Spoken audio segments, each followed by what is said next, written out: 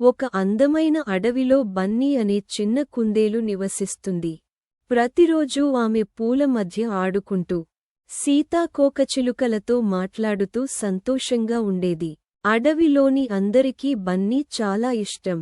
ఒకరోజు బన్నీ అడవిలో ఆడుకుంటూ పోతుండగా ఒక పెద్ద కొబ్బరి చెట్టు కనిపించింది. ఆ చెట్టు చాలా భంగిమగా వంగిపోయింది. చెట్టు దగ్గర ఆశ్చర్యకరమైన నీలిరంగు పూలు వికసించాయి. బన్నీకి చాలా ఆశ్చర్యం వేసింది. సూర్యుడు బాగా వేడిగా మెరుస్తుండగా కొబ్బరి చెట్టు మరింత బలహీనంగా కనిపించింది. నీలి పూలు మాత్రం మరింత ప్రకాశవంతంగా మెరుస్తున్నాయి. ఈ చెట్టుకు సహాయం చేయాలి అని బన్నీ అనుకుంది. ఆమె ఒక పథకం వేసుకుంది. బన్నీ తన అడవి స్నేహితులందరినీ పిలిచింది.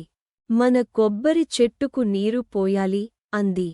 పక్షులు, ఉడుతలు, జింకలు అందరూ వచ్చారు. అందరూ కలిసి సమీపంలోని కాలువ నుండి నీటి బకెట్లు తెచ్చారు. ఆకాశంలో అందమైన ఇంద్రధనస్సు కనిపించింది. అందరూ కలిసి చెట్టుకు నీరు పోశారు. ఒక అద్భుతం జరిగింది. నీలి పూలు మరింత ప్రకాశవంతంగా మెరిశాయి. కొబ్బరి చెట్టు నెమ్మదిగా నిటారుగా నిలబడింది. ఆకులు మళ్లీ పచ్చగా మీకు ఈ కథ నచ్చిందా? అయితే లైక్ చేయండి. మా ఛానల్ని